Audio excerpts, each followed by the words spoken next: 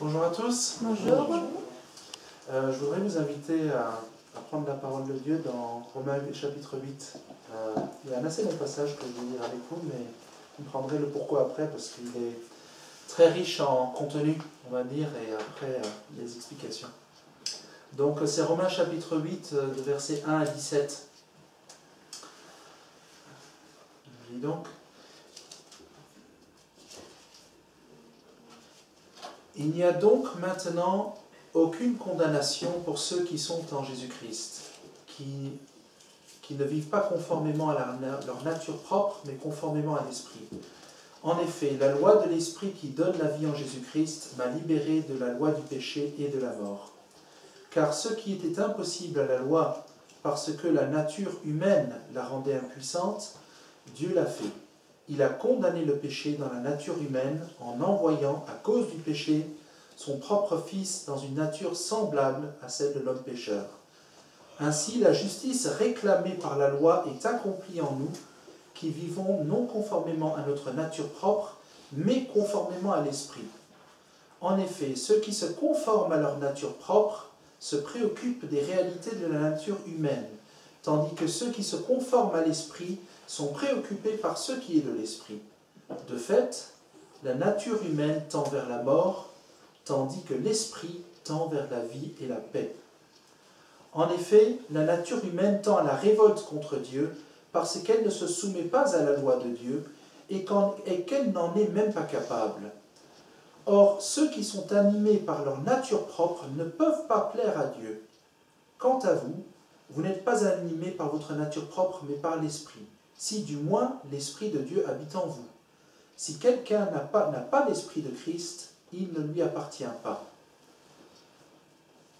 Et si Christ est en vous, votre corps, il est vrai, est mort à cause du péché, mais votre esprit est vie à cause de la justice. Et si l'Esprit de celui qui a ressuscité Jésus habite en vous, celui qui a ressuscité Christ rendra aussi la vie à votre corps mortel par son Esprit qui habite en vous. Ainsi donc, frères et sœurs, nous avons une dette, mais pas envers notre nature propre, pour nous conformer à ses exigences. Si vous vivez en vous conformant à votre nature propre, vous allez mourir. Mais si par l'Esprit vous faites mourir les manières d'agir du corps, vous vivrez. En effet, tous ceux qui sont conduits par l'Esprit de Dieu sont fils de Dieu. Et vous n'avez pas reçu un esprit d'esclavage pour être encore dans la crainte, mais vous avez reçu un esprit d'adoption par lequel nous crions « Abba, Père ». L'Esprit rend lui-même témoignage à notre esprit que nous sommes enfants de Dieu. Or, si nous sommes enfants, nous sommes aussi héritiers. Héritiers de Dieu et co-héritiers de Christ, si toutefois nous souffrons avec lui, afin de prendre aussi part à sa gloire. Amen. Amen. Voilà. Je voulais vous lire ce long passage parce que ça m'a beaucoup parlé. Ça m'a beaucoup parlé parce que le thème dont je voulais vous parler est intitulé « Marcher avec l'Esprit de Dieu ». Et c'est une des choses, je dirais, qui est quand même plutôt difficile à faire. C'est quand même quelque chose qui est plutôt difficile à faire parce que, pour les raisons suivantes, on vit dans un monde où il y a tellement, de sources de distraction, où c'est pas vraiment dans notre naturel, on va dire, notre nature humaine de vouloir passer des moments d'intimité avec le Seigneur, de vouloir être dans la prière, de vouloir passer des moments où, comme avec un ami, vraiment notre ami le plus proche, celui à qui on peut tout dire, sans retenue, tout confesser, parce qu'il y a énormément de sources de distraction, je dirais des tentations. L'objectif de Dieu, c'est quoi? C'est que nous puissions partager la gloire de Christ en tant que ses co-héritiers. Par contre, il y a l'antithèse, c'est Satan. C'est celui qui voudrait que, si possible, quel que soit le nombre d'années depuis notre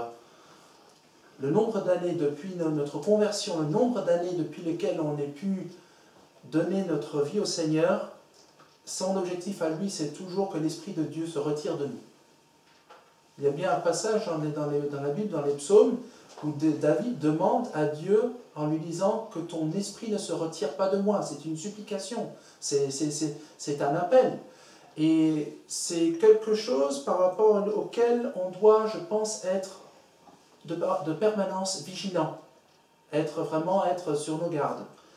Parce que je dirais que tant que le jugement dernier n'arrive pas, tant que soit que l'on décède pour revenir à la vie, ou tant que Jésus ne reviendra pas, Satan, lui, ne lâchera pas cet objectif, qui est de justement qu'on soit voué tout comme lui à la destruction. Voilà. Donc c'est pour ça que je pense qu'il est important de faire de temps en temps un bilan sur notre parcours avec Dieu, la marche qu'on a fait avec lui. Où est-ce qu'on en est avec lui dans notre vie de consécration? Où est-ce qu'on en est par rapport je dirais, aux endroits où Dieu veut nous amener?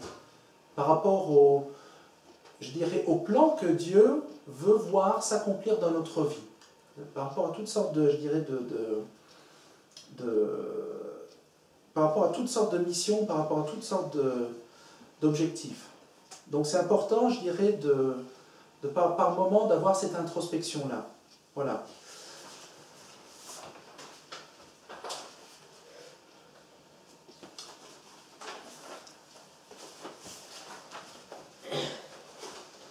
Pourquoi cela? Parce que dans notre marche avec le Seigneur, on a besoin d'être nourri. Il y a deux sortes de possibilités. Notre âme peut être nourrie par toutes sortes de choses, pas uniquement par ce qui vient de la Bible. Le monde offre les choses suivantes pour nous éloigner de Dieu, pour qu'on soit, comme dans le passage que je viens de lire de Romains 8, pour que les embûches que le diable nous tend pour nous éloigner de Dieu sont les suivants. Les désirs qui viennent de la chair, le plaisir des yeux, l'orgueil qui nous vient lorsque l'on fait des accomplissements dans notre vie. Je peux prendre par rapport à cela 1 Jean chapitre 2 versets 16 à 17 qui dit « En effet, tout ce qui est dans le monde, la convoitise qui est dans l'homme, la convoitise des yeux et l'orgueil dû aux richesses vient non du Père, mais vient du monde. Or, le monde passe, et sa convoitise aussi, mais celui qui fait la volonté de Dieu demeure éternellement. » Alors, par rapport à ces désirs que je viens de mentionner dans 1 Jean chapitre 2, il faut pouvoir les visualiser de manière concrète. Il peut s'agir de choses qui font partie, je dirais, de certaines de nos habitudes. Maintenant, nos habitudes ne sont pas forcément négatives en soi. Quand on pense par exemple au divertissement par les spectacles de télévision qu'on aime bien regarder, qu'il nous faut bien rigoler, nos émissions préférées, les stars de musique, l'envie je dirais, légitime de pourvoir à ses besoins en gagnant une suffisance d'argent pour nos familles nous-mêmes, mais qui peut parfois se transformer en poursuite effrénée de l'argent. La poursuite effrénée des honneurs dans le monde professionnel, vouloir toujours forcément arriver à des postes de plus en plus prestigieux, de manière à pouvoir étaler aux gens de notre entourage, à nos collègues, nos différentes réalisations, nos différents succès. L'addiction par rapport à la sexualité, c'est-à-dire la sexualité utilisée de manière excessive, de manière à ce que ça devienne une dépendance. Voilà. Donc, en fait, nos habitudes peuvent devenir un piège pour nous. Tout dépend, je dirais, du temps que l'on y consacre. Est-ce que Dieu a sa place, à la première place dans notre existence ou pas? Ou est-ce que nos habitudes prennent le dessus? Est-ce que nos poursuites professionnelles, nos poursuites matérielles, notre envie de divertissement, d'être diverti, parce que c'est un peu je dirais, le cheminement que suit le monde actuellement. Le monde les hommes et les femmes de ce monde veulent être divertis. Et surtout, de préférence, ne pas se poser des questions existentielles, ne pas regarder à ce qu'ils doivent améliorer dans leur propre vie. Voilà. Donc, je voudrais vous appeler à... et en fait, je voudrais insister un peu plus là-dessus parce que ces habitudes, ces plaisirs peuvent nous absorber à tel point que ça peut arriver même jusqu'au point de remplacer Dieu, de devenir des idoles. Hein, on pense beaucoup que lorsque l'on lit les livres de l'Ancien Testament, notamment dans les livres de... lorsque l'on pense dans les livres de rois notamment, où les rois de Judée et d'Israël s'adonnaient, à cause de contacts avec des nations étrangères, à l'adoration de différentes idoles, eh bien les idoles de notre époque, ce sont pas forcément des statues, je dirais, matérielles, mais peut aussi être, je dirais, le divertissement virtuel. Jeux vidéo, spectacles télévisuels, mais disons en excès. C'est pas que ces choses sont mauvaises, mais ça peut devenir effectivement prendre une telle place dans nos vies qu'on peut petit à petit s'étouffer spirituellement et oublier la place que Dieu doit occuper dans nos vies. Par rapport à ça, je vous renvoie vers 1 Pierre chapitre 2, versets 11 à 12, qui dit « Bien-aimés, je vous encourage en tant que résidents temporaires et étrangers sur la terre, à vous abstenir des désirs de votre nature propre qui font la guerre à l'âme. Ayez une bonne conduite auprès des non-croyants, afin que, là même où ils vous calomnient comme si vous faisiez le mal, ils remarquent votre belle manière d'agir et rendent gloire à Dieu le jour où il interviendra. » Donc, c'est vraiment c'est important. Ce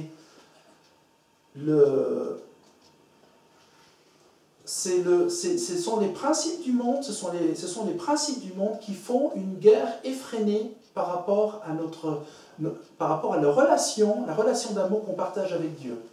Le but, c'est que le but de Satan dans ce cas-là, c'est justement que cette relation s'estompe et finisse par disparaître.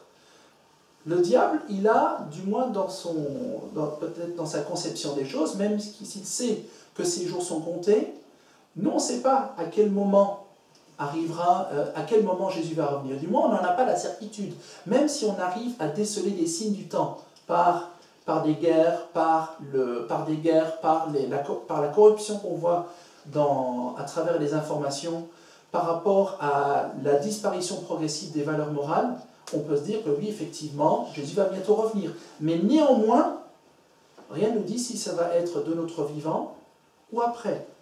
Et dans ce cas-là, le Satan peut très bien se dire qu'il a tout son temps pour rogner petit à petit et nous amener justement à nous endormir et nous étouffer sur le plan spirituel. Donc c'est pour ça que je disais qu'il faut être un peu comme un soldat et vigilant par rapport à cela. Il y a un autre, je parlais tout à l'heure des sources de distraction que je viens de développer, mais il y a aussi autre chose, c'est nous-mêmes, c'est notre propre caractère. C'est-à-dire, ce sont les aspects de notre personnalité qui nous freinent par rapport à notre croissance spirituelle, qui nous empêchent des fois de voir les trésors que Dieu veut nous révéler dans notre vie. Je dirais que ces travers de personnalité concernent à peu près tout le monde. Mais je pense que chaque personne, que ce soit dans cette salle ou que ce soit à travers le monde entier, s'y retrouve plus ou moins, je dirais, selon des aspects divergents. Et il ne faut pas les sous-estimer, ni les négliger, parce que ces travers de caractère peuvent avoir des répercussions néfastes dans notre vie spirituelle à nous, notre vie de consécration avec Dieu, notre vie de prière, mais aussi par rapport au bien-être des gens de notre entourage, nos familles, nos amis, nos connaissances et nos collègues de travail. Il s'agit des traits suivants: de l'agressivité, des excès fréquents de colère, de l'esprit de critique et de jugement trop hâtif et surtout trop courant, la moquerie, la condescendance, le fait de tout le temps se justifier à chaque fois que quelqu'un met le doigt, fait une remarque pertinente par rapport à un mauvais comportement, le fait de toujours se justifier en disant « oui, mais si je suis comme ça, c'est parce que il m'arrivait telle chose à telle époque dans mon enfance » ou alors « je n'y peux rien, ça fait partie de ma nature même ». Et donc, tout est finalement raison pour ne surtout pas changer. Les choses suivantes sont la paresse, le manque d'envie de faire le bien autour de nous, l'individualisme, l'indifférence, hein, le fait de ne, lorsqu'on a la possibilité de tendre la main à quelqu'un d'autre, de ne pas le faire parce qu'on se dit que de toute façon la souffrance est déjà dans le monde et que vos efforts ne seront qu'une goutte dans l'océan. C'est faux. Une goutte dans l'océan, c'est toujours mieux que rien. La procrastination, c'est-à-dire le fait de toujours rejeter au lendemain ou sur le lendemain, voire même plus tard, les missions que Dieu vous confie, les commandements qu'il vous demande de respecter. L'autosuffisance, le fait de penser que le fait de penser qu'on n'a rien à prouver à qui que ce soit, que l'on est très bien comme on est, assis dans notre position sociale, et que finalement, que les gens de notre entourage, à défaut de ne pas être nos égaux, sont peut-être même inférieurs. On a souvent ce genre de pensée, même si on prétend ne pas l'avoir. Et finalement, l'envie, la jalousie. Donc tous ces comportements qui ont cette capacité de nous maintenir dans un esclavage, parce que c'est bien un esclavage, c'est une autre forme d'addiction, qui nous maintient très éloignés de Dieu. Voilà, donc ça, ce sont je dirais, les dangers. Maintenant, il y a, j'ai fait un petit peu un portrait assez négatif, voici le positif. Voilà. Comment faire, ou du moins quelles seraient une ou des possibilités pour justement, pour surmonter, pour ne pas sombrer dans je dirais, dans ce piège. Hein? C'est-à-dire, comme je l'ai affirmé dans le titre, c'est marcher avec l'Esprit de Dieu. La parole de Dieu, comme je l'ai lu dans Romains 8, encourage justement à rechercher les choses de l'Esprit de Dieu, à rechercher les choses qui lui plaisent. Ce sont les choses qui nous permettent justement de devenir plus proches de lui, plus intimes, plus en confiance dans notre relation avec lui et avoir vraiment le cœur rempli de paix et de joie. Hein? Donc, rechercher les choses de Dieu, on peut s'y référer comme à ce qu'on appelle une vie de piété. Faire ce qui plaît à Dieu en recherchant ce qui est propre à son esprit. Ça passe selon un peu les caractéristiques suivantes.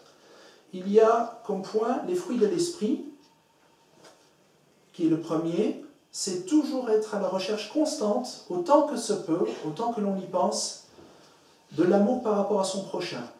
D'être autant que se peut, malgré les circonstances de nos vies, positives ou défavorables, d'être vraiment plein de joie. Ça, c'est compliqué.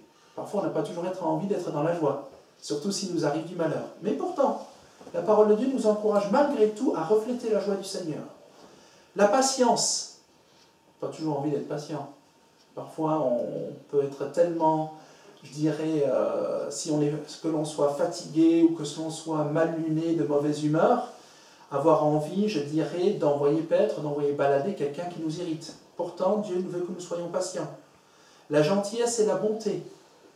La constance, c'est-à-dire le fait que lorsque l'on donne une parole, de la tenir. Lorsque l'on adopte une conduite, dès le moment où cette conduite est sainte, et agréable et approuvée par Dieu, s'y tenir et ne pas changer de cap. La tendresse et la maîtrise de soi. Et je dirais que la maîtrise de soi, ça regroupe plusieurs des éléments que je viens de citer.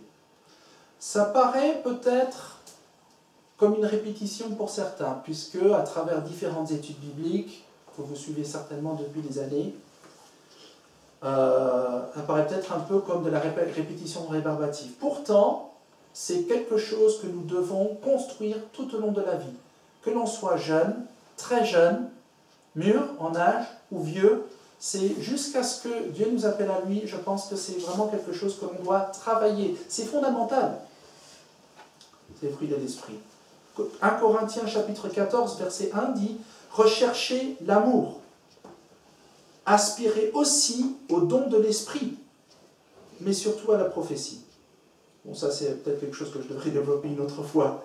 Mais c'est rechercher l'amour, c'est pas autant chercher à trouver l'amour auprès des autres plutôt que de le donner. Le deuxième point, je dirais, des choses qui sont agréables à Dieu, donc des choses de son esprit, sont l'application constante à suivre ses préceptes, à recevoir son enseignement, son instruction. C'est-à-dire, on est là un peu comme comme des élèves permanents. On peut peut-être effectivement à des moments différents se dire, bon, j'ai appris telle chose du Seigneur, c'est comme si je me disais, déjà vu, déjà pratiqué, allez hop, à l'étape suivante. Bon, peut-être, néanmoins, ça nécessite quand même une discipline. Ça nécessite quand même une discipline, ça nécessite beaucoup d'application, ça nécessite un rappel à notre souvenir permanent. Les psaumes le disent encore. Le roi David était constamment en recherche de la présence de l'Esprit de Dieu dans sa vie. Je pense que s'il n'avait pas fait ça, il n'aurait pas eu le destin qu'il a connu en tant que roi.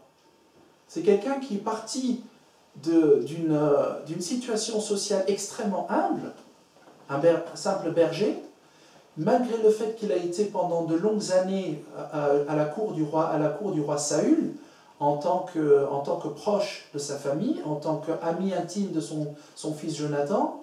Néanmoins, il a connu énormément d'épreuves. Il a été méprisé, il a été exilé pendant des années, même si j'ai récemment lu une analyse biblique par rapport à ça, c'est qu'il a été en exil pendant des années avant que l'on le proclame roi. Il a connu les moments de découragement, de démoralisation. Il était obligé de se planquer dans des grottes pour qu'on ne porte pas atteinte à sa vie.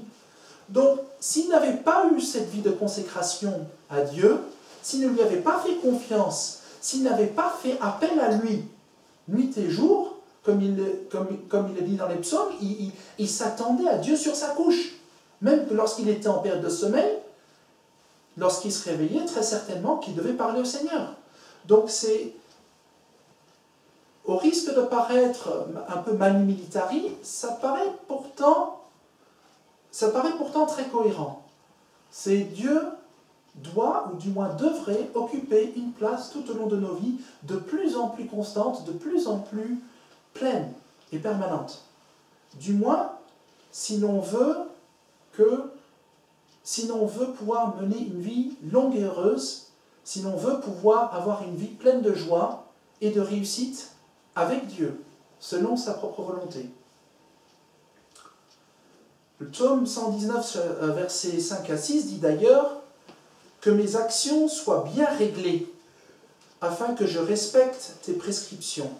Alors, je ne rougirai pas de honte devant tous tes commandements. » La Bible encore nous sert de baromètre, nous indique si nous sommes dans le vrai ou dans le faux par rapport à nos propres attitudes, par rapport à nos propres actions. Et puis c'est également important pour exercer un bon témoignage par rapport aux gens qui ne sont pas forcément, qui soient chrétiens nés de nouveau ou qui soient non-croyants. C'est important pour que nos vies puissent glorifier Dieu.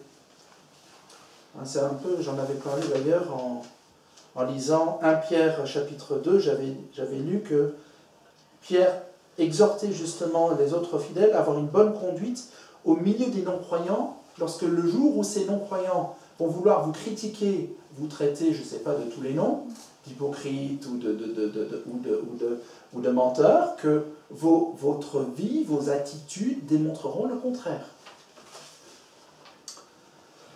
Troisième point, pour, je dirais, choisir vraiment les choses de l'esprit qui plaisent à Dieu, c'est, ça j'en avais parlé dans un autre thème d'étude, c'est vraiment espérer et aspirer à voir l'esprit de prière qui œuvre en nous.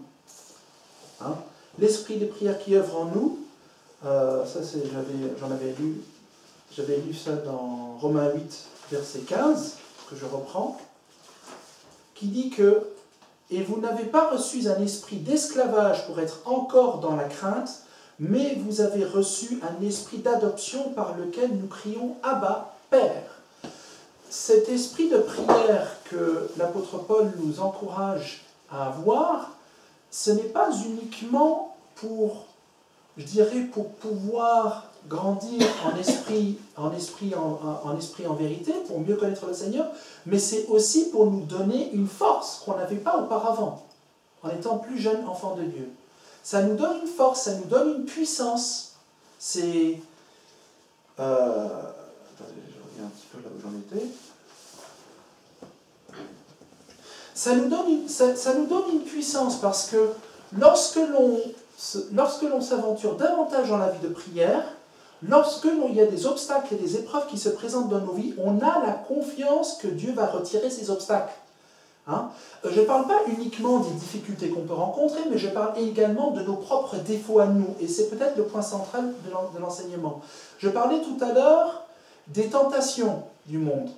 Le fait de trop apprécier, peut-être un peu trop les jeux vidéo, de trop apprécier nos séries, nos émissions préférées, de trop apprécier les moments de fête, disons au point que ça prenne trop la priorité dans nos vies par rapport à notre vie de consécration avec Dieu.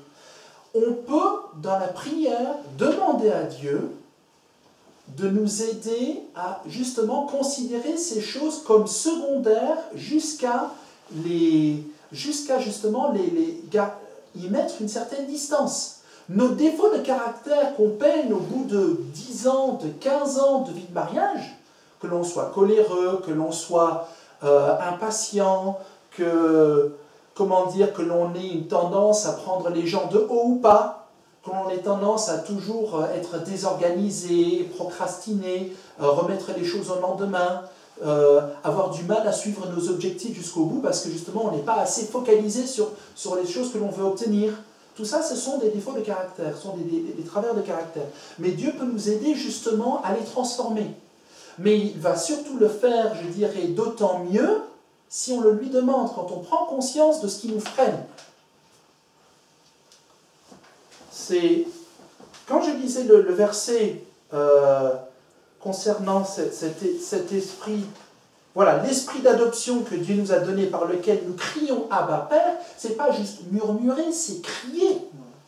Je ne sais pas si vous réalisez, c'est crier Seigneur, viens au secours de mes manquements, viens au secours de mes insuffisances, de mes faiblesses, de mes écarts de comportement, que je n'arrive pas à réduire de moi-même. Je sais que je commets tel ou tel péché depuis des années. Je sais que j'ai envie que les choses changent, mais de moi-même, je n'y parviens pas. J'ai toujours essayé par mes propres forces, mais ça ne fonctionne pas. Il y a quelque chose qui déraille. Viens à mon secours. C'est de la supplication. C'est de la supplication. C'est oser crier au Seigneur. Quand j'ai crié, ça ne veut pas dire crier forcément devant vous, en braillant mais je veux dire, c'est l'âme qui élève une voix stridente vers le Seigneur pour obtenir son aide. Car par là, on peut mieux fonctionner avec le Seigneur. On peut mieux, lorsque l'on fait cela, et qu'effectivement il nous délivre de nos faiblesses, on peut beaucoup mieux après, le cœur léger, et avec du soulagement, mieux fonctionner dans le plan de Dieu qu'auparavant. Parce que sinon, quand on veut, je dirais, chercher à modifier ses attitudes par uniquement sa propre volonté, on remarque que même au fil des ans, on revient souvent vers la même chose. C'est comme quand lorsque vous avez une pierre ou que je sais pas, un boulet qui vous traîne au pied, mais au lieu de courir avec le Seigneur, vous êtes en train de boiter. C'est un handicap. C'est un handicap et c'est vraiment très triste quand au bout de X années de vie en tant qu'enfant de Dieu né de nouveau, quand ça vous empêche d'avancer, ça vous empêche de faire les belles réalisations dans votre vie que le Seigneur vous voudrait faire. Que ce soit dans le ministère, que ce soit dans l'enseignement de la parole de Dieu, que ce soit dans le ministère, je dirais, du partage, du don de soi, pouvoir donner de soi-même à autrui, de son temps, que ce soit le don de pouvoir donner de ses ressources à autrui, que ce soit dans différents types de ministères tels que l'intercession, que ce soit même par rapport à vos projets personnels.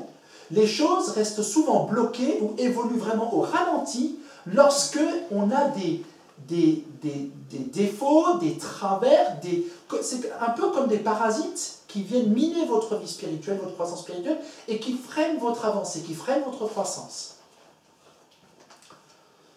Donc, je dirais que il est essentiel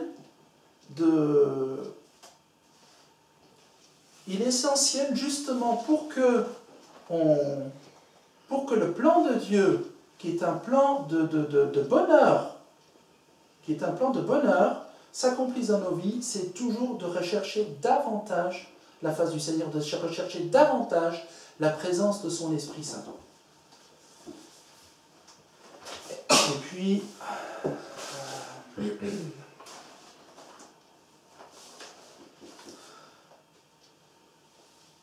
donc je dirais qu'il y a des choses très positives qui peuvent découler de cela. Si on prend ces décisions et que l'on s'y tient, en conclusion, c'est que si l'on s'attache toujours davantage aux choses de l'Esprit de Dieu, aux voies du Très-Haut, à savoir les fruits de l'Esprit, à savoir l'obéissance constante à ses commandements, la recherche de l'obéissance à ses commandements, pas juste de manière passive, et puis un esprit tenace dans la prière, par la supplication,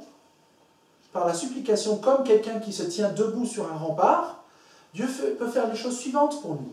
Il peut abattre les murs des épreuves dans nos vies, nous donnant plus régulièrement la victoire. Voilà, et des réponses à nos prières. Il nous transforme nos caractères en les adoucissant, ou en les transformant davantage à sa propre ressemblance, avec vraiment les actions de Dieu, les pensées de Dieu. Je ne sais pas ce qu'il en est de vous, mais personnellement, j'ai envie d'avoir des pensées de Dieu. Ça paraît peut-être arrogant, mais je dirais que non.